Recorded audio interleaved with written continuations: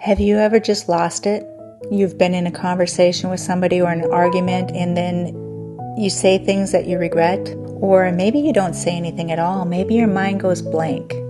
This doesn't mean that you're a bad communicator, nor does it mean that you're incapable. However, it might mean that you have a dysregulated nervous system. Today I'm going to walk you through why this might happen, and I want to give you some tools to help you gently come back to yourself. Welcome back to my channel. For those of you who don't know me, my name is Mona, and I help people return to their true center. Today, I just wanted to talk a little bit more about self-regulation and the problem with having that dysregulated nervous system. In a previous video, we discussed this, and I just feel like we just need to go a little bit deeper because I've heard from a lot of people that they've had the same problem. And, we just weren't born calm. Being calm is a skill, and that skill can be learned. And I hope that that's why you've come here today, is to learn ways to regulate your nervous system. So let's simplify this. Dysregulation is what happens when our nervous system senses that we are in a threat. And this can be a real threat, or it can just be a perceived threat. Our brain doesn't know the difference. So when we feel threatened, our brain shifts and we go into that sympathetic nervous system, where it's that flight or fight response, and we get to feeling overwhelmed. We might feel panicky. Other symptoms are the heart palpitation, shortness of breath. We could start sweating and maybe have racing thoughts, all that kind of stuff. That can just be a dysregulated nervous system rather than a heart attack. However, I am not a doctor, and this is just educational and informational stuff that I'm sharing with you today. So if you are having an emergency like that, please do call 911, get medical help.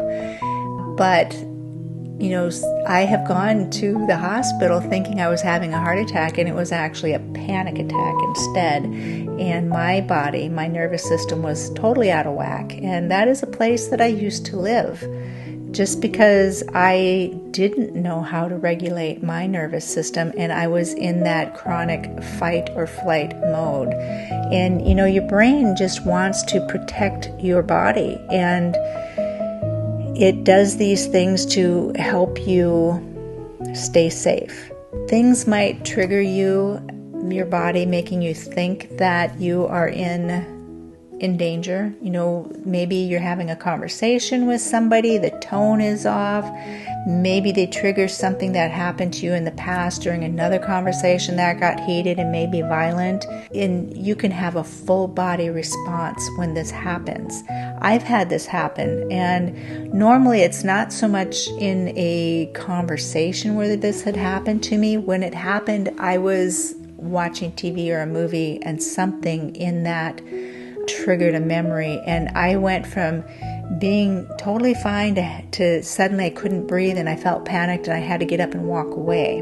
When this happens, your brain shifts how it functions, and the part that's responsible for logic and reasoning and communication, that's the part that goes offline. Imagine it being like a computer or connected to Wi-Fi. You're just no longer connected, and you're just running on survival mode. When we're in this survival mode, conversations can escalate, your mind can go blank, and then when you try to replay this situation later on, you might not have memory of it. And that is your biology kicking in. So most of us were never taught how to regulate our nervous system. Instead, we were told, calm down, or think before you speak. But how do you do that when your body is already activated? Here's the truth.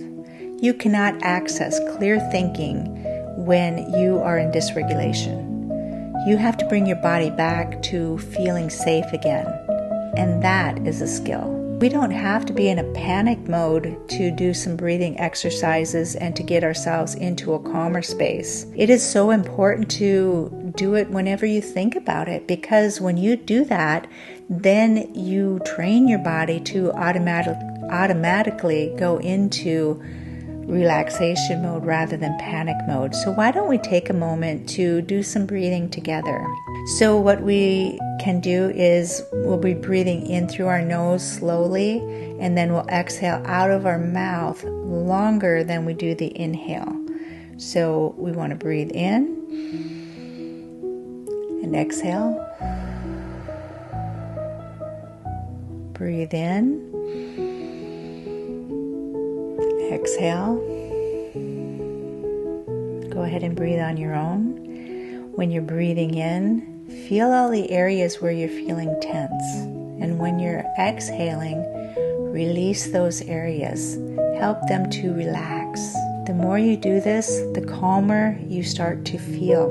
When you're doing this, it can oxygenate your brain and you can start thinking more clearly. Go ahead and breathe in. Exhale out. Breathe in. Exhale out.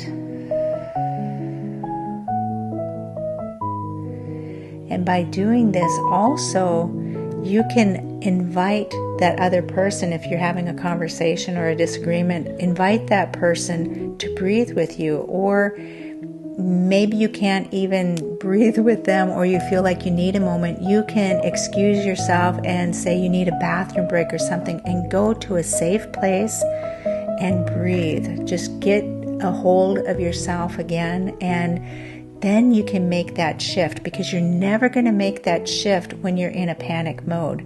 You have to get into that safe place. You have to breathe. You have to be bringing oxygen back into your body. When your body feels safe, your mind can begin to clear, and then you could start to communicate more calmly. Excuse me. The next time you feel overwhelmed in a conversation, instead of pushing through it or reacting quickly, pause, take a breath. Even one breath helps. It shifts you from reacting to being intentional in the moment. And over time, this becomes the way that you respond rather than react. Reaction often leads to regret. If this resonates with you, know that this is what we're working on this month.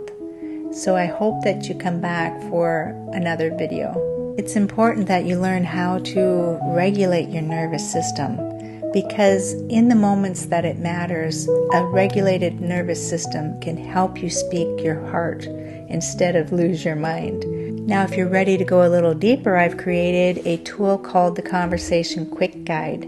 I have that on my brand new website, and I will leave the link to my website in the description box below. My Conversation Quick Guide was born out of a time when I could not speak for myself. I used to have to write things down and act as if I were speaking on somebody else's behalf because I couldn't do it for myself. Till next time, I wish you peace, love, and happiness.